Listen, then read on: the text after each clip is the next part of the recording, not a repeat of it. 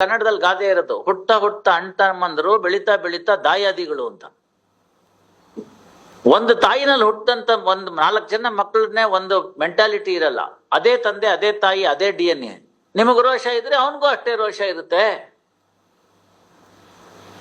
More so when the Y chromosome has prevailed over the X. ನಮ್ಮ ಅಪ್ಪ ನನಗೆ ಏನು ಬಿಟ್ಟಿಲ್ಲ. ಆಯ್ತಪ್ಪ, ನಿಮ್ಮನ್ ಬಿಟ್ಟಿದಾರಲ್ಲ ಅಷ್ಟೇ ಸಾಕು. ಆದ್ರೆ ಸಂತೋಷವಾಗಿದ್ದೀನಿ. ಭಗವಾನ್ ಅವರೇ, ನೀವು ಈ ಮಾತು ಹೇಳ್ಬಾರ್ದು. ಜಾಯಮಾನೋ ಭವತಿ ತ್ರೈಋಣಾಹ ಅಂತ ವೇದವಾಕ್ಯ ಅದು. ಈ ಭೂಮಿಗೆ ಬರ್ತಾ ಇದ್ದಂಗೆನೆ ಒಬ್ಬ ವ್ಯಕ್ತಿ ಹುಟ್ಟಾ ಇದ್ದಾಗೇನೆ 3 ಋಣಗಳನ್ನ ತೆಗೆದುಕೊಂಡು ಹುಟ್ಟಾನೆ. 1 ದೈವ ಋಣ, 2 ಋಷಿ ಋಣ, 3 ಪಿತೃ ಋಣ ಅಂತ. ಅದನ್ನ 4ನೇದೊಂದು ಮಾಡ್ಬಿಟ್ಟಿದ್ದೀನಿ ನಾನು. ಎಲ್ಲ ಓಪನ್ ಪ್ಲಾಟ್ಫಾರ್ಮ್ಸ್ ನಲ್ಲೇ ಹೇಳ್ಬಿಟ್ಟಿದ್ದೀನಿ. ಅದು ರಾಷ್ಟ್ರ ಋಣ ಅಂತ. ಇದೇ ದೇಶದಲ್ಲಿ ಯಾಕೆ ಹುಟ್ಟಿದ್ರಿ, ಇದೇ ಸ್ಥಳದಲ್ಲಿ ಯಾಕೆ ಹುಟ್ಟಿದ್ರಿ ಅನ್ನೋದನ್ನ ತೋರ್ಸೋದಕ್ಕೆ ಒಂದು ರಾಷ್ಟ್ರ ಋಣ, 4ನೇ ಋಣ ಅಂತ. ಅದನ್ನ ಓಲ್ಡ್ ಹಿಂದೂ ಕೋಡ್ ಅಲ್ಲಿ ಇರುವಾಗ ಹಿರಿಯರು ಮಾಡಿದ್ರು, ಡಾಕ್ಟ್ರಿನ್ ಆಫ್ ಪಯಸ್ ಆಬ್ಲಿಗೇಷನ್ ಅಂತ. ದೈವ ಋಣನ ನಿಮ್ಗೆ ಸಾಧ್ಯವಾದ ಮಟ್ಟಿಗೆ ದೇವಸ್ಥಾನಗಳೆಲ್ಲ ಹೋಗಿ ಪುಣ್ಯ ಕಾರ್ಯಗಳಲ್ಲಿ ಭಾಗವಹಿಸ್ಬೇಕು. ಇಡೀ ದೇವಸ್ಥಾನಕ್ಕೆ ನಿಮ್ಮೂರಿನಲ್ಲಿ ಸುಣ್ಣ ಹೊಡೆಯೋದಕ್ಕೆ 1,000 ರೂಪಾಯಿ ಬೇಕಾಯ್ತು ಅಂತಾನೆ ನಿಮ್ಮನೆಯಿಂದನೂ 10 ರೂಪಾಯಿ ಕೊಡ್ಬೇಕು. ರಥೋತ್ಸವ ಇತ್ಯಾದಿಗಳಲ್ಲಿ ಪಾಲ್ಗೊಳ್ಬೇಕು. ದೇವ್ರು ನಮ್ಮನ್ನ ಅಷ್ಟು ಕೊಡ್ಲಿಲ್ಲ, ಶಕ್ತಿ ಕೊಡ್ಲಿಲ್ಲ, ನನಗೆ 10 ರೂಪಾಯಿ ಕೂಡ ಕಾಂಟ್ರಿಬ್ಯೂಟ್ ಮಾಡೋಷ್ಟು ಶಕ್ತಿ ಕೊಟ್ಟಿಲ್ಲ ಅಂತ ಇಟ್ಕೊಳ್ಳಿ. ಇಂಥ ಒಂದು ಬಾಡಿ ಕೊಟ್ಟಿದ್ದನಲ್ಲ, ಹೋಗಿ ಕಸ ಗುಡಿಸಿ ಇನ್ಯಾರೋ ತಂದ್ಕೊಟ್ಟಿದ್ ಸುಣ್ಣನ ಕೊಚ್ಚಮಟ್ಟೆ ತಗೊಂಡ್ ಬಳಿರಿ, ಅದಾಗ್ಬೋದಲ್ಲ. ಅಲ್ಲಿ ಹಾಕಿರ್ತಕ್ಕಂಥ ದೇವಸ್ಥಾನದಲ್ಲಿ ಬಿಡ್ದಿರ್ತಕ್ಕಂಥ ಕಚಡ ಪಚಡ ತೆಗೆದ್ರಾಯ್ತು. ಅದನ್ನೇ ಬಸವಣ್ಣವ್ರು ಬರ್ದಿದ್ದು. ಉಳ್ಳವರು ಶಿವಾಲಯವ ಮಾಡುವರು, ನಾನೇನ ಮಾಡಲಿ ಬಡವನಯ್ಯ, ಎನ್ನ ಕಾಲೇ ಕಂಬ ದೇಹವೇ ದೇಗುಲ, ಶಿರವೇ ವನ್ನ ಕಳಸವಯ್ಯ, ಸ್ಥಾವರ ಕಳಿವುಂಟು ಜಂಗಮಕ್ಕಳಿವಿಲ್ಲ. ಎಷ್ಟೆಷ್ಟೋ ಜನ ಕಟ್ಟೋಗಿರ್ತಕ್ಕಂಥದ್ದು ಒಳ್ಳೊಳ್ಳೆ ದೇವಸ್ಥಾನಗಳು ಭೂಕಂಪ ಆದ್ರೆ ಬಿದ್ದೋಗ್ಬಿಡುತ್ತೆ. ಒಳ್ಳೆ ಥಾಟ್ಸು ಏನು ಆಗಲ್ವಲ್ಲ, ಜಂಗಮಕ್ಕಳಿವಿಲ್ಲ. ಸೊ ಮಾಡಿ, ಅದಾಯ್ತು. ದೈವ ಋಣ ಹಂಗ್ ತೀರ್ಸಿದ್ದಾಯ್ತು. ಋಷಿ ಋಣ, ಋಷಿ ಋಣ ಅಂತಂದ್ರೆ, ಋಷಿ ಅಂತಂದ್ರೆ ನಮ್ಗೆ ಚಂದಮಾಮದಲ್ಲೆಲ್ಲ ತೋರ್ಸ್ಬಿಟ್ಟು ಗಡ್ಡ ಬಿಟ್ಟಿರ್ಬೇಕು, ಕಮಾಂಡ್ಲ್ ಹಾಕೊಂಡಿರ್ಬೇಕು, ಒಂದ್ ದಂಡ ಹಿಡ್ಕೊಂಡಿರ್ಬೇಕು ಅಂತ ತೋರ್ಸ್ಬಿಟ್ಟಿರ್ತಾರೆ, ಹಳ್ಳಿ ಮರದ ಕೆಳಗಡೆ ಕೂತ್ಬೇಕು ಅಂತ. ಋಷಿ ಅಂದ್ರೆ ಅದಲ್ಲ. ಯಾರ್ಯಾರು ಮಾನವ ಕುಲಕ್ಕೆ ಸಹಾಯ ಮಾಡಿದಾರೋ, ಪ್ರತಿಫಲಾಪೇಕ್ಷೆ ಇಲ್ಲದೆ, if you take it in the present day circumstances, Abdul Kalam did not have anything. His monthly salary was also dedicated to the people. ಅದನ್ನ ತಗೊಂಡೋಗಿ ರಾಷ್ಟ್ರಪತಿಗೆ ಬಂದಿದ್ದಕ್ಕೆ ರಾಷ್ಟ್ರಪತಿ ಭವನದಲ್ಲೇ ತಮಗ್ ಕೊಟ್ಟಿದ್ದಂತ ಎಲ್ಲ ಹುಡುಗರನ್ನು ಇಟ್ಟು ಹೋದಂಥದ್ದು. ಅವ್ರು ಇನ್ನೊಬ್ರು ಇದ್ರು, ಹಿಂದೋರ್ ಕೊಟ್ಟಿದ್ದನ್ನು ಲಾರಿ ಸಮೇತ ತಗೊಂಡೋಗ್ಬಿಟ್ರು. ಇದು ಋಷಿ ಋಣ. ಹಂಗೆ ಯಾರು ನಮ್ಮ ಈ ಒಂದು ಅನುಕೂಲಕ್ಕೋಸ್ಕರ ಮಾಡಿದ್ದಾರೆ ಅಂತವ್ರನ್ನೆಲ್ಲ ಋಷಿಗಳು ಅಂತ. ಆ ಋಷಿಗಳು ಯಾವುದೇ ಪ್ರತಿಫಲಾಪೇಕ್ಷೆ ಇಲ್ಲದೆ ಮಾನವದ ಕುಲಕ್ಕೆ ಒಳತಿಗಾಗಿ ಕಷ್ಟಪಟ್ಟಿದ್ದಾರೆ. ಅವ್ರು ಯಾವುದೇ ರೀತಿಯಾದ ಇಂಟೆಲೆಕ್ಚುಯಲ್ ಪ್ರಾಪರ್ಟಿ ಕೇಳಿಲ್ಲ, ರೈಟ್ನ. ಅವ್ರ ಅಬ್ಬಬ್ಬ ಅಂತ ಕೇಳಿದ್ದು ಅಂದ್ರೆ ಅವ್ರ ಒಂದು ಅಂಕಿತ ಕೇಳ್ಕೊಂಡ್ರು. ಕೂಡಲ ಸಂಗಮ ದೇವ ಅಂತ ಕೇಳ್ಕೊಂಡ್ರು, ಚೆನ್ನಮಲ್ಲಿಕಾರ್ಜುನ ಅಂತ ಅಕ್ಕಮಹಾದೇವಿ ಅವ್ರು ಕೇಳ್ಕೊಂಡ್ರು, ಪುರಂದರ ವಿಠಲ ಅಂತ ಪುರಂದರದಾಸರು ಕೇಳ್ಕೊಂಡ್ರು, ಆದಿಕೇಶವ ಅಂತ ಕನಕದಾಸರು ಕೇಳ್ಕೊಂಡ್ರು. ಇಷ್ಟೇ ಅವ್ರು ಕೇಳ್ಕೊಂಡಿದ್ದು. ಮಾತೆ ಮಹಾದೇವಿಯವರು ಅದನ್ನೇ ಬರ್ದ್ಬಿಟ್ಟು 1-2 ಪದ ಈಚೆ ಕಚೆ ಹಾಕ್ಬಿಟ್ಟು ಬೇರೆ ಬರ್ದ್ಬಿಟ್ರು. ಆ ಕೇಸ್ ಹಾಕಿದ್ರು, ನೋಡ್ರಿ ಅಕ್ಕ ಮಹಾದೇವಿದನ್ನ ಚೇಂಜ್ ಮಾಡ್ಬಿಟ್ಟಿದ್ದಾರೆ, ಮಾತೆ ಮಹಾದೇವಿಯವರು ಬೇಡ. ಅಷ್ಟೇ ಕೇಳ್ಕೊಂಡಿದ್ದು, ನೋ ಇಂಟೆಲೆಕ್ಚುಯಲ್ ಪ್ರಾಪರ್ಟಿ ಅಲ್ಲಿ. ಅದಕ್ಕೆ ಜೇಡ್ರ ದಾಸಿಮಯ್ಯ ಬರೀತಾನೆ, ಇಳೆ ನಿನ್ನ ದಾನ, ಮಳೆ ನಿನ್ನ ದಾನ, ಬೀಸೋ ಸುಳಿ ಗಾಳಿಯು ನಿನ್ನ ದಾನವಯ್ಯ ಅಂತ. ಈಗ ಸಾಕು, ಸ್ಟಾಪು ಅಂತ ಇದ್ದಾರೆ. ನೋಡಿದ್ರು ಇಲ್ವಾ ವಿಪರೀತ ಮಳೆ ಬಂದ್ಬಿಟ್ಟಿದ್ದಕ್ಕೆ ಏನಾಯ್ತು ಅಂತ. ಸೊ ಸಾಕು ಅಂತ ಹೇಳ್ತಾ ಇದ್ದಾರೆ. ಬೀಸೋ ಸುಳಿ ಗಾಳಿಯು ನಿನ್ನ ದಾನವಯ್ಯ, ನಿನ್ನ ದಾನವನುಂಡು ಅನ್ಯರನ್ನ ಬಗಳುವ ಕುನ್ನಿಗಳ ನಾ ಬಿಡೆ ರಾಮನಾಥ ಅಂತ ಜೇಡ್ರ ದಾಸಿಮಯ್ಯ ಬರೀತಾನೆ. ಕೊಟ್ಟಂತ ಭೂಮಿ ಅವನ್ ದಾನ, ಕೊಟ್ಟಂತ ಗಾಳಿ ಅವನ್ ದಾನ, ಮಳೆ ಅವನ್ ದಾನ. That's why we say na Vishnu Prithvipatihi ಅಂತ. That's why we say the government is the owner of the entire land and all others are only licensee as against the government. Vis-a-vis the third party, you are the owner. ಯಾಕೆಂದ್ರೆ ಭಗವಂತ ಕೊಟ್ಟಿದ್ದದು. ನಾವು ಬರೋದಕ್ ಮುಂಚಿತವಾಗಿ ಎಷ್ಟೋ ದಿನದ ಮುಂಚೆ ಅದನ್ನೆಲ್ಲ ready ಮಾಡಿ ಫಲ ಬಡ್ತಕ್ಕಂಥ ವೃಕ್ಷಗಳನ್ನೆಲ್ಲ ಇಟ್ಟು, ಯಾವತ್ತು ಮೊದಲನೇ ದಿನ ನೀವು ಭತ್ತ ಕಂಡಿದ್ದನ್ನ ಹೇಳ್ಬೇಕಲ್ಲ. ಯಾರು ಏನು ತನ್ಕೊಂಡ್ ಬರ್ಲಿಲ್ವಲ್ಲ, ಯಾವ ಅಂಗಡಿನೂ ಇರ್ಲಿಲ್ವಲ್ಲ. ಭತ್ತ ಬೆಳೆದ್ರು, ಗೋಧಿ ಬೆಳೆದ್ರು, ರಾಗಿ ಬೆಳೆದ್ರು. ಅಲ್ಲಿ ಸೂಗೂರು ಅಂತಿದೆ ಕಲಬುರ್ಗಿ ಹತ್ರ. ಅಲ್ಲಿ ಆ ಸೂಗೂರ್ನೊಳಗಡೆಗೆ ಒಂದು ಹಿಲಕ್, ಸ್ಮಾಲ್ ಹಿಲಕ್, ಸೇ ಅಬೌಟ್ 300 ಫೀಟ್ ಇದೆ. ಅಲ್ಲಿ ಯಾರು ಉತ್ತಲ್ಲ ಬಿತ್ತಲ್ಲ, ಪ್ರತಿ ವರ್ಷ 3 ಬಣ್ಣದ ಅಕ್ಕಿ ಬೆಳೆಯುತ್ತೆ. ಉತ್ತಲ್ಲ ಬಿತ್ತಲ್ಲ ಹೆಂಗ್ ಬೆಳೆಯುತ್ತೆ? ಇದನ್ನ ಭಗವಂತ ನಮ್ಗೆ ನಾವು ಬರೋದಕ್ ಮುಂಚಿತವಾಗಿ ಇಟ್ಟು ಹೋಗಿದ್ದ. ಊಟ ಇಟ್ಟ, ತಿಂಡಿ ಇಟ್ಟ, ಫಲ ಬಿಡತಕ್ಕಂಥ ವೃಕ್ಷ ಇಟ್ಟ. ನಾವೇನ್ ಮಾಡ್ತಾ ಇದೀವಿ? ಹೊಡೆದಾಗ್ತಾ ಇದೀವಿ. ಸೊ ಆ ಋಣ ತೀರ್ಸ್ಲಿಲ್ಲ ಋಷಿ ಋಣನ. ಸೊ ದೈವ ಋಣ, ಋಷಿ ಋಣ, ಇನ್ ಪಿತೃ ಋಣ. ಬ್ರಿಟಿಷರೇ ಇದನ್ನ ಒಪ್ಕೊಂಡ್ಬಿಟ್ಟು ಮಾಲಯ ಅಮಾವಾಸ್ಯನ ಪ್ರೀ ಇಂಡಿಪೆಂಡೆನ್ಸ್ ಹಾಲಿಡೇ ಅಂತ ಮಾಡಿಟ್ಟು ಹೋದ್ರು. ಪ್ರೀ ಇಂಡಿಪೆಂಡೆನ್ಸ್ ಹಾಲಿಡೇ ಅದು ಮಾಲಯ ಅಮಾವಾಸ್ಯೆ. ಎಲ್ಲ ಜನರು ಪಿತೃಗಳಿಗೋಸ್ಕರ ಒಂದಿನ ಮಾಡ್ತಕ್ಕಂಥದ್ದು ಮಾಲಯ ಅಮಾವಾಸ್ಯೆ. ಮುಸಲ್ಮಾನರಲ್ಲಿದೆ, ಕ್ರಿಶ್ಚಿಯನ್ರಲ್ಲಿದೆ ಲಾಸ್ಟ್ ಡೇ ಆಫ್ ಸಪ್ಪರ್ ಅಂತ. ಇಲ್ಲಿ 41ನೇ ದಿವಸದಲ್ಲಿ ಅವ್ರಿಗೆ ಊಟ ಹಾಕ್ತಾರೆ. ಎಲ್ಲರಲ್ಲೂ ಇದೆ ಅಲ್ಲ ಅದು. ಯಾಕೆ ಹಾಕ್ಬೇಕದ್ನ? ಪಿತೃ ಋಣ. ಇನ್ ಲಾಸ್ಟ್ ಒನ್ನು ರಾಷ್ಟ್ರ ಋಣ ಅಂತ. ರಾಷ್ಟ್ರ ಋಣದ ಬಗ್ಗೆ ಇನ್ನೊಂದಿನ ಎಲ್ಲಾರು ಬೇರೆ ಕಡೆ ಲೆಕ್ಚರ್ ಕೊಡ್ತೀನಿ. ನಾಳೆ ಸೈಂಟ್ ಮಾರ್ತಾಸ್ ಹಾಸ್ಪಿಟಲ್ ನಲ್ಲಿ ಕರೆದಿದ್ದಾರೆ, ಅಲ್ಲೋಗಿ ಲೆಕ್ಚರ್ ಕೊಡ್ತೀನಿ ಸ್ವಾತಂತ್ರ್ಯೋತ್ಸವಕ್ಕೆ. ಬೇಕಾದಷ್ಟು ಕಡೆ ಹೇಳಿದ್ದೀನಿ, ಯೂನಿವರ್ಸಿಟಿನಲ್ಲಿ ಹೋಗಿ ಹೇಳಿದ್ದೀನಿ. ಆ ಭಕ್ತಿ, ರಾಷ್ಟ್ರಭಕ್ತಿ, ರಾಷ್ಟ್ರ ಋಣ, ರಾಷ್ಟ್ರ ಪ್ರೇಮ, ರಾಷ್ಟ್ರದ ಎಲ್ಲ ಲಾಂಛನಗಳನ್ನ ಗೌರವಿಸ್ತಕ್ಕಂಥದ್ದು. ಆರ್ಟಿಕಲ್ 21 ಏನೇ ಹೇಳಲಿ, ಜಜ್ಮೆಂಟ್ ಏನೇ ಇರಲಿ, ಅದು ನಿಮ್ ಕರ್ತವ್ಯ. ಅದನ್ನ ಕರ್ತವ್ಯ ಮಾಡೋದಕ್ಕೆ, ಋಣ ತೀರ್ಸೋದಕ್ಕೆ ಯಾವ ಜಜ್ಮೆಂಟು ಬೇಕಾಗಿಲ್ಲ. ಸೊ ನಿಮ್ ತಂದೆಯವ್ರು ಏನು ಬಿಟ್ಟಿಲ್ಲ ಅಂದ್ರೆ ನಿಮ್ಮನ್ನ ಬಿಟ್ಟಿದ್ದಾರೆ. ನಿಮ್ಮನ್ನ ಬಿಟ್ಟಿರೋದೇನೇನೆ ಒಂದು ಸುಕೃತ. ಹೋಗಿ ನೋಡ್ಕೊಂಬನ್ನಿ. 2 ಕಿಲೋಮೀಟರ್ಗೆ ಒಂದೊಂದು IVF ಸೆಂಟರ್ ಇದೆ. 2 ಕಿಲೋಮೀಟರ್ಗೆ. ನನಗೆ ನೆನಪಿರೋ ಪ್ರಕಾರ ಶೇಷಾದ್ರಿಪುರದಲ್ಲಿ ದೇಸಾಯಿ ನರ್ಸಿಂಗ್ ಹೋಮ್ ಬಿಟ್ರೆ ಬೆಂಗಳೂರಿನಲ್ಲಿ ಯಾವ IVF ಸೆಂಟ್ರು ಇರ್ಲಿಲ್ಲ. ಎಲ್ಲ ಸರಿಯಾಗಿರ್ತಾರೆ. ಯಾಕೆ ಮಕ್ಕಳಾಗೋದಿಲ್ಲ? Biologically both are fit and fine. ಪಿತೃ ಋಣ ಎಷ್ಟು ಇಂಪಾರ್ಟೆಂಟ್ ಆಯ್ತೋ ಇಲ್ವೋ ಈಗ? ಮತ್ತೆ ನಿಮ್ಗೆ ಅಂತ ಚೆನ್ನಾಗಿ ಎಲ್ಲ ಚೆನ್ನಾಗಿರ್ತಕ್ಕಂಥ ಸದೃಢವಾಗಿರ್ತಕ್ಕಂಥ ನಿಮ್ಮನ್ನ ಬಿಟ್ಟು ಹೋಗಿದ್ದಾರೆ ಅಂದ್ರೆ, ನಮ್ಮಪ್ಪ ಏನು ಬಿಟ್ಟು ಹೋಗ್ಲಿಲ್ಲ ಅನ್ನೋದು ಬೇಡ. ಏನೂ ಬಿಟ್ಟು ಹೋಗದೆ ಇದ್ದಾಗ್ಲೂನು ಅಲ್ಲ, ಏನೂ ಬಿಟ್ಟು ಹೋಗದೆ ಇದ್ದಾಗ್ಲೂ ಕೂಡ ಅವರು ಏನಾದ್ರು ಸಾಲಾಗಿಲ್ಲ ಬಿಟ್ಟಿದ್ರೆ ಅದನ್ನ ನಾನು ತೀರಿಸ್ಬೇಕು ಅಂತ. ಪೌತ್ರೈಹಿ ಅಂತ ಪದ ಡಾಕ್ಟ್ರಿನ್ ಆಫ್ ಪಯಸ್ ಆಬ್ಲಿಗೇಷನ್ ಅಲ್ಲಿ ಬಹಳ ಉತ್ತಮವಾಗಿರ್ತಕ್ಕಂಥ ಒಂದು ಜಜ್ಮೆಂಟ್ ಇದೆ. ಶ್ರೀಧರ ವರ್ಸಸ್ ಮಹಿಧರ ಅಂತ, 3ನೇ ಶತಮಾನದ್ದು. ನಮ್ಮ ಲೈಬ್ರರಿಯಲ್ಲಿ ಇದೆ, ಅಮ್ಮ ತರಿಸಿಟ್ಟಿದ್ದಾರೆ ಪುಸ್ತಕನನ್ನ, ನೋಡ್ಕೊಳ್ಳಿ, ಆಮೇಲೆ ಕೊಡ್ತೀನಿ. 3ನೇ ಶತಮಾನದ ಕೇಸ್ ಇದು. ಶ್ರೀಧರ ವರ್ಸಸ್ ಮಹಿಧರ ಅಂತ ಕೇಸು. ಆ ಶ್ರೀಧರ ಅಂತಕ್ಕಂಥ ಪ್ಲೇಂಟಿಫು, ಮಹಿಧರ ಅಂತಕ್ಕಂಥ ಡಿಫೆಂಡೆಂಟು. ಮಹಿಧರ ಅನ್ನೋನು 4ನೇ ತಲೆ ಶ್ರೀಧರಂಗೆ. ಮರಿ ಮಗ ಆಗ್ಬಿಡ್ತಾನು. ಅವರಪ್ಪ ತೀರ್ಕೊಂಡು ಹೋಗ್ಬಿಡ್ತಾರೆ. ಈ ಮೊನ್ನೆ ಕೋವಿಡ್ ಬಂದಾಗೆ ಅಂತ ಇಟ್ಕೊಳ್ಳಿ. ಇದು ಪಾಟ್ಲಿಪುತ್ರದಲ್ಲಿ ನಡೆದಂತ ಕೇಸು, ಈಗಿನ ಪಾಟ್ನಾ ಆಯ್ತಲ್ಲ. ಅಲ್ಲಿ ಏನಾಗುತ್ತೆ ಅಂತಂದ್ರೆ, ಈ ಶ್ರೀಧರ ಅನ್ನೋನು ಮಹಿಧರ ಅವ್ರ ಮುತ್ತಾತನಿಗೆ 10,000 ರೂಪಾಯಿ, ಇವಾಗಿನ ರೂಪಾಯಿ, ಆಗ ಡ್ರಮ್ಮಮ್ ಅಂತ, ಆಗ ಕರೆನ್ಸಿ ವ್ಯಾಲ್ಯೂ ಇದು ಡ್ರಮ್ಮಮ್ ಅಂತ, 10,000 ಡ್ರಮ್ಮಮ್ನ ಡೆಪಾಸಿಟ್ ಇಡ್ತಾನೆ. ಎಷ್ಟು? 2% ಇಂಟ್ರೆಸ್ಟ್ ಪರ್ ಮಂತ್ ಅಂತ. ಸೊ ಈಗ 3% ಆಗಿರೋದ್ರಲ್ಲಿ ಏನ್ ತೊಂದರೆ ಇಲ್ಲ. ಅವತ್ತೇ 2% ಪರ್ ಮಂತ್, 200 ರೂಪೀಸ್ ವಾಪಸ್ ತಿಂಗಳಿಗೆ ಇಂಟ್ರೆಸ್ಟ್ ಕೊಡ್ಬೇಕು ಅಂತ. 10,000 ಡ್ರಮ್ಮಮ್ಗೆ 200 ಡ್ರಮ್ಮಮ್ ಕೊಡ್ತಿರ್ತಾನೆ. ಇದು ನಾಟ್ ಡಿಸ್ಪ್ಯೂಟ್. ಆ ತರ ಅವನು 2 ತಿಂಗಳು ಇಂಟ್ರೆಸ್ಟ್ನು ಕೊಟ್ಟಿರ್ತಾನೆ. ಈ ಕೋವಿಡ್ ಬಂದಂಗೆ ಅವಾಗ ಒಂದು ಭೀಕರವಾಗಿರ್ತಕ್ಕಂಥ ಒಂದು ರೋಗ ಬರುತ್ತೆ. ಅವರ ಯಾರು ಇಸ್ಕೊಂಡಿರ್ತಾನೆ, ಮಹಿಧರನ ಮುತ್ತಾತ, ತಾತ ಮತ್ತೆ ತಂದೆ, ಇವ್ರು 3 ಜನ ತೀರ್ಕೊಂಡು ಹೋಗ್ಬಿಡ್ತಾರೆ. ಸೊ ಈಗ ಮಹಿಧರ ದುಡ್ಡಿಟ್ಕೊಂಡಿದ್ದಾನೆ, ಶ್ರೀಧರ ಅವನ ಮೇಲೆ ಕ್ಲೈಮ್ ಮಾಡ್ತಾನೆ, ಕೊಡಿ ಅಂತ. ಅವನ್ ಕೊಡೋದಿಲ್ಲ ಅಂತ ಹೇಳ್ತಾನೆ. ಅವನ್ ಮೊದಲು ಕೊಟ್ಬಿಡಕ್ ತಯಾರಾಗಿರ್ತಾನೆ.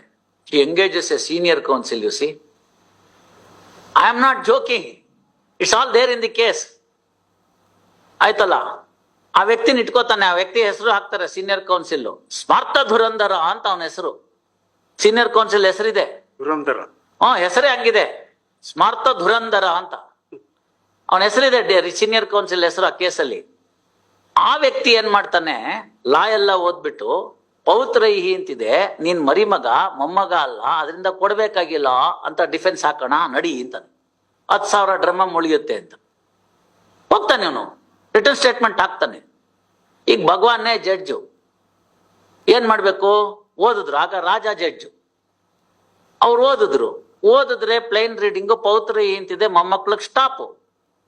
ಇವಾಗ ಇವನ್ ಮರಿಮಗ, ಸೊ ಕ್ಲೀನ್ ಇಂಟರ್ಪ್ರಿಟೇಷನ್ ಸಾಕು, ಹೋಯ್ತು, ಸೂಟ್ ಟು ಬಿ ಡಿಸ್ಮಿಸ್ಡ್ ಅಂತ.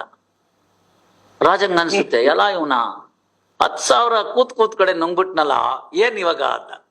ಒಳಗಡೆಯಿಂದ ಶುರು ಆಗುತ್ತೆ, ಇದು ನ್ಯಾಯ ಅಲ್ಲ, ಏನಾದ್ರು ಮಾಡ್ಬೇಕು ಅಂತ. ಏನ್ ಮಾಡಿದ್ರು, refer to larger bench for interpretation. ಯಾವ ಲಾರ್ಜರ್ ಬೆಂಚ್ ಅಂದ್ರೆ ಪಂಡಿತರಿಗೆ ಕಳಿಸ್ತಾರೆ ಆ ಕ್ವಶನ್ ಫ್ರೇಮ್ ಮಾಡಿ.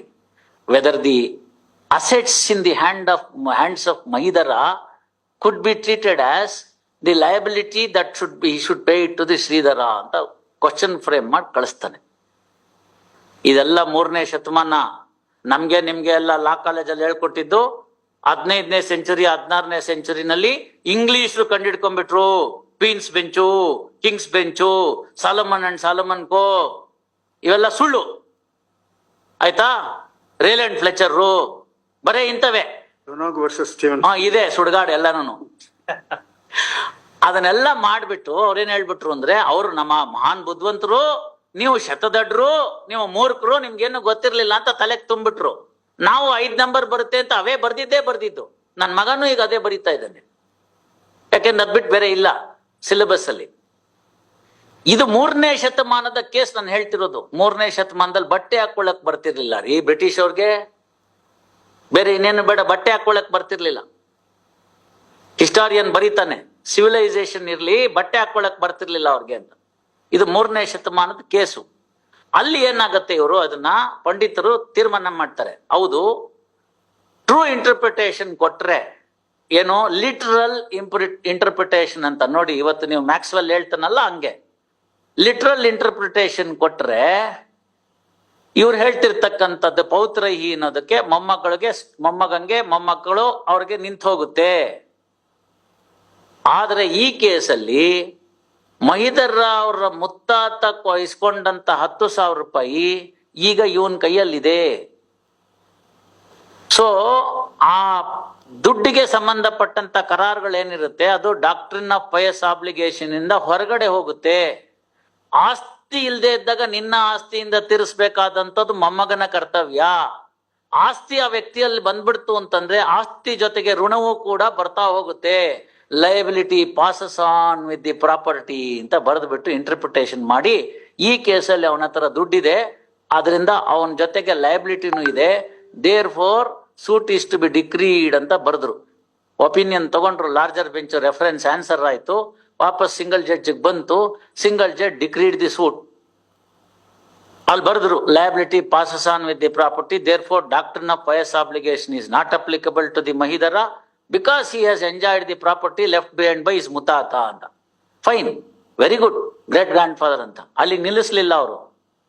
For having taken a false plea, a vexatious plea which will ultimately affect the law and order in the society, Sanad of Smartha Dhurandhara was cancelled.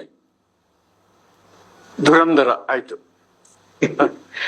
What more you want?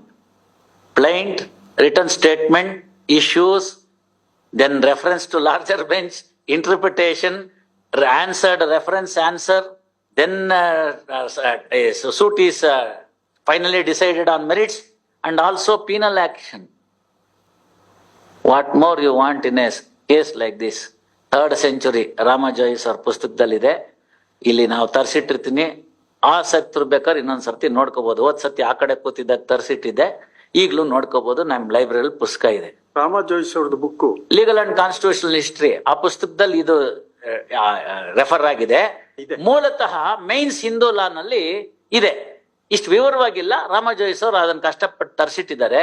Because his lordship subsequently wanted to bring this as a case law ಇಟ್ ಸೆಲ್ಫ್. ಯಾಕೆಂದ್ರೆ his lordship was the governor there, ಇಸಿ in Bihar.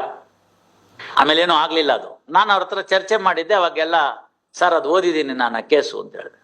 ಆ ಓದೋದಲ್ಲ, ಆ ಕೇಸ್ನ ನನ್ನ thesis ಅಲ್ಲಿ ಬರ್ದಿದ್ದೀನಿ ನಾನು, LLM ಥೀಸಿಸ್ ಅಲ್ಲಿ ರೆಫರ್ ಮಾಡಿ.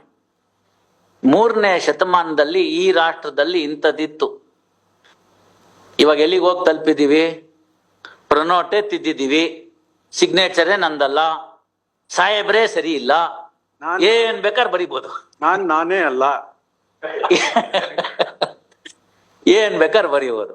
Y I am telling you is, ಯಾರು ಕೂಡ ತಂದೆ ತಾಯಿ ನನ್ಗೇನು ಬಿಟ್ಟು ಹೋಗ್ಲಿಲ್ಲ ಅನ್ಬಾರ್ದು. ನಮ್ಮನ್ ಬಿಟ್ಟು ಹೋಗಿದನಲ್ಲ ಅದೇ ಆಸ್ತಿ. ಶಿವರಾಜ್ ಪಾಟೀಲ್ ಸಾಹೇಬ್ರು ಬರೀತಾರೆ ನೋಡಿ, ಮಕ್ಕಳಿಗಾಗಿ ಯಾವುದೇ ಆಸ್ತಿಯನ್ನು ಬಿಡಬೇಡಿ, ಮಕ್ಕಳನ್ನೇ ಆಸ್ತಿಯನ್ನಾಗಿ ಮಾಡಿ ಅಂತ ಸ್ಪಷ್ಟವಾಗಿ ಬರೆದ್ಬಿಟ್ಟಿದ್ದಾರೆ. ಮುಂಜಾವಿಗೊಂದು ನುಡಿಕಿರಣ ಅಂತ ಒಂದು ಪುಸ್ತಕ ಇದೆ. ಆ ಪುಸ್ತಕದಲ್ಲಿ ಹೇಳಿದ್ದಾರೆ ಶಿವರಾಜ್ ಪಾಟೀಲ್ ಸಾಹೇಬ್ರು, ಮಕ್ಕಳಿಗಾಗಿ ಯಾವುದೇ ಆಸ್ತಿಯನ್ನ ಬಿಡಬೇಡಿ, ಬಿಟ್ರೆ ಹಿಂಗೆ ಇನ್ನೊಂದು RFA. ಅದರ ಬದಲು ಮಕ್ಕಳನ್ನೇ ಆಸ್ತಿಯನ್ನಾಗಿ ಮಾಡಿ ಅಂತ. ಬಹಳ ಸುಂದರವಾಗಿರ್ತಕ್ಕಂಥ ನುಡಿಗಳು. ಅವೆಲ್ಲ ಯಾಕೆ ಬರಬೇಕು ಅಂತಂದ್ರೆ, ವಿ ಶುಡ್ ಅಂಡರ್ಸ್ಟ್ಯಾಂಡ್. ನಾವು ಮಕ್ಕಳಿಗೆ ಅವ್ರನ್ನ ಸ್ವಂತ ನಿಂತ್ಕೊಳ್ಳಕ್, ಸ್ವಂತ ಬೆಲೆನ ಮೇಲೆ ನಿಂತ್ಕೊಳ್ಳಕ್ ಕಾಲ್ನಲ್ಲಿ ಮಾಡ್ತಕ್ಕಂಥದ್ದು ಕೊಡ್ಬೇಕು. ನಾನು ಯಾವ್ದೋ ಒಂದು ವಿಲ್ ಬರೆಯುವಾಗ ಒಂದ್ರಲ್ಲಿ ಹೋದ ಸತಿ RFL ಕೂತಾಗ ಬರ್ದಿದ್ದೀನಿ, ತಂದೆ ತಾಯಿಗಳ ದೃಷ್ಟಿಯಿಂದನೂ ಕೂಡ the court should step into the shoes of the executor and understand the bequeath ಅಂತ. ಯಾಕೆ ಅಂತ ಹೇಳಿದ್ರೆ, ತಂದೆ ತಾಯಿಗೆ ಮನಸ್ಸಲ್ಲಿರುತ್ತೆ, ದೊಡ್ಡವನು ಆಯ್ತು ಅವ್ನು ಚೆನ್ನಾಗಿದ್ದಾನೆ, ಅವನ್ನ ಡಿಸ್ಟ್ರಿಕ್ಟ್ ಜಡ್ಜ್ ಮಾಡಿದೆ, fine, he can do it on is own. 2ನೇ ಅವನು ಚಾರ್ಟರ್ಡ್ ಅಕೌಂಟೆಂಟ್ ಆದ, ಅವ್ನು ಚೆನ್ನಾಗಿದ್ದಾನೆ, ಅವ್ನು ಮಾಡ್ಕೋತಾನೆ. 3ನೇ ಅವನು ಇಂಜಿನಿಯರ್ ಆದ, ಒಳ್ಳೆ ಕಡೆ ಕೆಲಸ ಇದೆ. 4ನೇ ಮಗಂಗೆ ಯಾಕೋ ವಿದ್ಯೆ ಹತ್ಲಿಲ್ಲ, ಪಾಪ ಅಷ್ಟೋ ಇಷ್ಟೋ ನೋಡ್ಕೊಂಡು ಹೋಗ್ತಾನೆ, ನಮ್ಗೆ ಕೊನೆ ಕಾಲಕ್ಕೆ ಏನಾರು ಅಷ್ಟೋ ಇಷ್ಟೋ ಸಹಾಯ ಮಾಡ್ತಾನೆ. ಈ 3 ಜನನ್ ಕರಿಯಕ್ಕಾಗಲ್ಲ, ಆದ್ರಿಂದ ಅವ್ನು ನಮ್ ಜೊತೆಗೆ ಇದ್ಕೊಂಡು ಹೋಗಿದ್ದಾನೆ, ಇಡೀ ಮನೆ ನಾನು ಬಿಟ್ಕೊಟ್ಟು ಹೋಗ್ತೀನಿ ಅಂತ ಅನ್ನೋದ್ರಲ್ಲಿ ತಪ್ಪೇನಿದೆ? ಈ 3 ಜನಕ್ಕೆ ಅನ್ನಿಸ್ಬೋದು ನಮ್ಮಪ್ಪ ನಮ್ಗೆ ಅನ್ಯಾಯ ಮಾಡ್ದ ಅಂತ. ಅಪ್ಪ ಅಮ್ಮನ ದೃಷ್ಟಿಯಿಂದ ಯಾವ ಮಗುಗೆ ಸ್ವಲ್ಪ ಕಡಿಮೆ ಇರುತ್ತೋ ಅದಕ್ಕೆ ವ್ಯವಸ್ಥೆ ಮಾಡೋಗಿರ್ತಾರ ಅವ್ರು. ಮುಂದೆ ಅದು ಬದುಕ್ಬೇಕಲ್ಲ, ಇವ್ರದೇ ಪ್ರಾಜನಿ ತಾನೆ, ಇವ್ರ ರಕ್ತ ಹಚ್ಕೊಂಡೆ ಹುಟ್ಟಿರುತ್ತಾನೆ. ಅಣ್ತಮ್ಮಂದ್ರುಗಳು ಅದನ್ನ ವಿಶಾಲ ಬುದ್ಧಿಯಿಂದ ನೋಡ್ಬಿಟ್ರೆ ಅವ್ನ್ಗನ್ಸುತ್ತೆ, ಏನೋ ನನ್ನ ಅಪ್ಪ ಅಮ್ಮಂಗೆಲ್ಲ ಮಾಡಿದ್ದೀನಪ್ಪ, ಅದಕ್ಕೆ ನನ್ಗೊಂಚೂರು ಬಿಟ್ಟಿದ್ದಾರೆ, ಕಷ್ಟ ಸುಖದ ಕಾಲಕ್ಕೆ ನೋಡಿದ್ದೀನಿ, ಅದಕ್ಕೊಂಚೂರು ಬಿಟ್ಟಿ. ಏನೂ ಇಲ್ಲದೆ ಹೋದ್ರು ಮಾಡ್ಬೇಕಾದಂಥದ್ದು ಕರ್ತವ್ಯ. ಯಾಕೆಂದ್ರೆ ಶ್ರವಣಕುಮಾರನ್ನ ಕಂಡಂತ ನಾಡಿದು, ಭುಜದ ಮೇಲೆ ಹೊತ್ಕೊಂಡೋಗಿ ತೀರ್ಥಯಾತ್ರೆ ಮಾಡಿಸ್ದಂತವ್ನು. ಈಗಲೂ ಮೈಸೂರಿನ ಒಬ್ನು ಸ್ಕೂಟರ್ ಮೇಲೆ ಅವ್ರ ತಾಯಿನ ಕರ್ಕೊಂಡು ಹೋಗಿರೋದು ಬರ್ತಾ ಇರುತ್ತೆ. ಇಡೀ ಭಾರತನ ಸ್ಕೂಟರ್ ಮೇಲೆ ಸುತ್ತಿಸಿದಾನೆ ತಾಯಿನ, ಬಜಾಜ್ ಸ್ಕೂಟರ್ ಮೇಲೆ. ಸೊ ಆ DNA ಎಲ್ಲೂ ಹೋಗಕ್ಕಾಗಲ್ಲ ಈ ರಾಷ್ಟ್ರದ್ದು. ಅದರಿಂದ ನೀವು ಅದೆಲ್ಲ ಏನು ಹೇಳಕ್ ಹೋಗ್ಬೇಡಿ, ನಮ್ಮಪ್ಪ ನಂಗೇನು ಬಿಡ್ಲಿಲ್ಲ ಅಂತ. ನಾನು ಯಾವ ದೃಷ್ಟಿಯಿಂದ ಹೇಳಿದೆ ಅಂತ ಹೇಳಿದೆ. ಇಲ್ಲ ನಾನು I also took it in the right spirit. AC ಕಬ್ಬಿನವರು ಏನೋ ವಿಷಯ ಬಂದಾಗ ಏನಂತ BL ಬಿಟ್ರೆ ಏನು ಇಲ್ಲ ಅಂತಾರೆ, you are the luckiest man. ಅಣ್ಣ ತಮ್ಮದಲ್ಲಿ ಯಾವುದೂ ಗಲಾಟೆ ಬರೋದು. ಅವರು ಮಾಡಿದಂತ ಪುಣ್ಯ ಇಲ್ಲದೆ ಇದ್ದಿದ್ರೆ ನಾವು ಈ ಭೂಮಿಗೆ ಬರಕ್ ಆಗ್ತಿರ್ಲಿಲ್ಲ. ಅದಕ್ಕೆ ನಾನು I gave the example of IVF. ಆದ್ರಿಂದ ಇವೆಲ್ಲ ಕೂಡ ಅವ್ರು ನಮ್ಗೆ ಕೊಟ್ಟಂತ ಪುಣ್ಯ. ಅಲ್ಲಿ ನಾವು ಬೆಳಗ್ಗೆ ಹೇಳ್ತಕ್ಕಂಥ ಮಂತ್ರಗಳಲ್ಲಿ ಅದನ್ನ ಹೇಳುದು, ಮಾತೃದೇವೋ ಭವ, ಪಿತೃದೇವೋ ಭವ, ಆಚಾರ್ಯ ದೇವೋ ಭವ, ಕೊನೆಗೆ ಅತಿಥಿ ದೇವೋ ಭವ. ನಾಟ್ ದಿ ಯಾವುದು ನಮ್ಮ ಟೂರಿಸಂ ಡಿಪಾರ್ಟ್ಮೆಂಟ್ ಅತಿಥಿ ದೇವೋ ಭವ ಅಲ್ಲ, ಅದು ಸೋಫಾದಲ್ಲೇನೆ ಇಷ್ಟುದ್ದ ಮಳೆ ಚುಚ್ಬಿಟ್ಟಿರುತ್ತೆ. ಇಂದಿರಾ ಕ್ಯಾಂಟೀನ್ ಯಾವ್ದು ಹೋಲಿ ಬಿಡಿ ನಮ್ಗೆ ಯಾಕೆ. ಹಾಗಾಗಿ ನೀವು 3 ಜನ ಇದ್ದೀರಿ. In case if you want to settle the matter amongst the you 3 also, that can also be done. But the point is, first ಅವ್ರು ಯಾರಿದ್ದಾರೆ ಅವ್ರು ಹೇಳ್ತಾರೆ, he says he has paid the rent to X, let him file a memo in the suit, that could be decided. That's all. You hold the property for and on behalf of other co-owners also to be decided in the suit. Ultimately, whoever is successful, whatever is the success, they will take the property. You are checking out the tenant out of the property. That's all. ಅದನ್ನೊಂದು undertaking ಬರ್ತ್ ಕೊಟ್ಬಿಡಿ. ಸೋಮವಾರ ದಿವಸ 19 ಹಾಕಿದೀನಿ, ಸೋಮವಾರ ದಿವಸ ಮುಗಿಸೋಣ ಅವತ್ನ. ಇದೆಲ್ಲ ಯಾಕೆ ಇಷ್ಟೊಂದು ಉಳಿಬೇಕು? ಬೇಡ, ಅದು ಮುಗಿಸ್ತೀನಿ. ನಾಳೆ ಬೇಡ, ನಾಳೆ ರಜಾ 19th ಮುಗಿಸೋಣ. Yes No, these are all the little bit here and there. I say only to see that